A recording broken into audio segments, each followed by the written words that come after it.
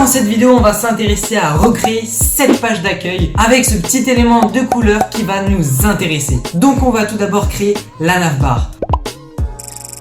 Qu'est-ce qu'on y perçoit? On y perçoit un élément My Logo et ensuite un deuxième élément qui contient 3 autres éléments. Et voici la partie gauche à quoi elle va ressembler. Et ensuite la partie de droite, un UL, et à l'intérieur de ce UL, on va retrouver 3A. De cette manière-là, sous forme de code. Et voici à quoi ressemble en premier temps notre navbar.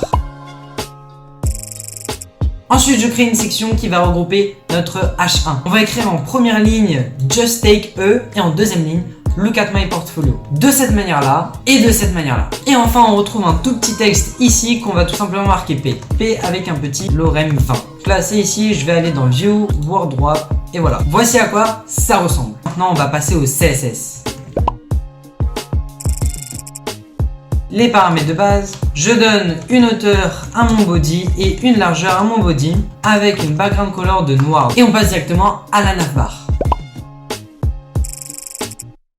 On peut constater que la navbar ici, elle prend pas toute la largeur, donc on va lui marquer une width de 80%. Et on voit qu'ici, on a un petit espacement en haut et en bas, donc je vais mettre un padding de 25 pixels. Également, pour bien la voir, on va lui mettre une couleur background de rouge. Et maintenant, on va le positionner au centre. Comment faire? On va tout simplement le marquer en position absolute parce que déjà, on veut que l'élément il soit mis à part. Et ensuite, on va faire left 50%, top, on lui met 0 parce qu'on veut que ça reste en haut. Donc là, c'est ici. Et là, on va faire transform translate, moins 50% pour X et 0% pour Y. Et donc, nous y voici, elle est au centre. On va voir que c'est quand même un peu plus large, on va lui mettre 90%. Donc, on constate que nos éléments, ils sont ici. Et nous, ce qu'on veut, c'est qu'ils soient tous les deux mis à part comme ça. Donc, pour cela, dans la nav, on va marquer display flex, align item center. Et très important, justify content, space between.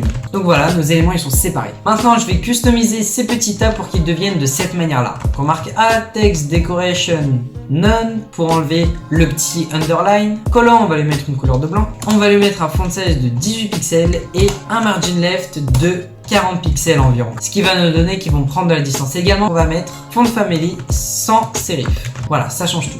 On va même mettre un peu plus grand, 50 pixels, c'est déjà pareil. Alors on voit qu'on a impacté également le A de My Logo.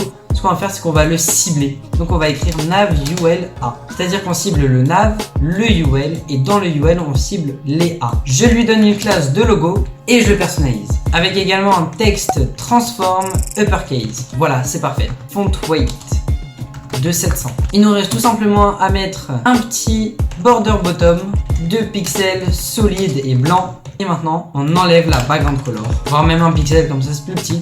Et voilà, c'est exactement la même navbar. Maintenant, on va passer au texte. On va lui marquer une position absolute et on va le placer au niveau de la page. Donc on va lui marquer top 25% et on va lui donner une grande font size, admettons de 70 pixels.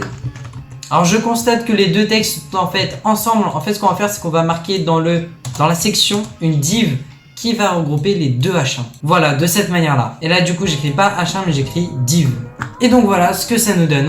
On va lui mettre une petite margin pour qu'il puisse se décaler un peu plus, 150. On va également lui mettre une petite couleur de noir un peu transparente.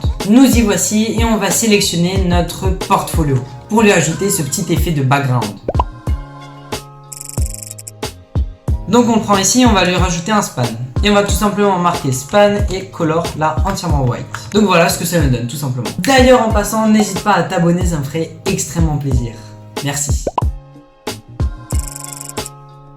Bon, ensuite on a le petit texte P qui est très facile à mettre. Donc je le mets en position absolute, une petite couleur de blanc et je le place. Top environ 80%, donc vraiment dans le coin en bas à droite. Et left on va dire 60%.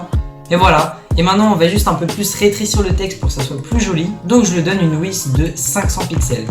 Et nous y voilà, il est placé. Donc là, si je compare mes deux projets, on voit que c'est exactement les mêmes. Il nous manque juste le petit background. On va tout simplement créer un span et on va mettre 2 points before. On va lui créer un content vide qui aura une position absolute. Et en fait, on va le centrer par rapport au texte. Donc là, si j'analyse avec notre site déjà fait, on voit on a ici le span et le before. Il est plus petit et il est en fait au centre du span. Donc pour cela, je vais marquer top 50% et left 50% avec, comme d'habitude, on connaît le petit transform, voilà comme ça. Et en fait, il se trouve au milieu. On lui donne une longueur de 80% pour qu'il prenne 80% de l'espace du span. Et on va lui donner une hauteur maximale. Je vais également lui donner une background qui va être linear gradient. C'est-à-dire qu'il va aller d'une couleur à une autre. Donc on passe un peu d'un rose jusqu'au violet. To bright, virgule. Donc là, je sélectionne mon rose qui est, on va dire, à peu près ici, voilà. Et ensuite, je sélectionne le violet qui est à peu près comme ça. Donc là, les couleurs sont parfaites. Et si on regarde, bam, qu'est-ce qui se passe? En fait, il sait pas où est-ce qu'il se trouve. C'est pour ça que dans le span, il faut marquer position relative. Et donc là, bam, on voit qu'il est positionné correctement. Enfin, la dernière étape qui est très facile, mais qui est technique, filter blur.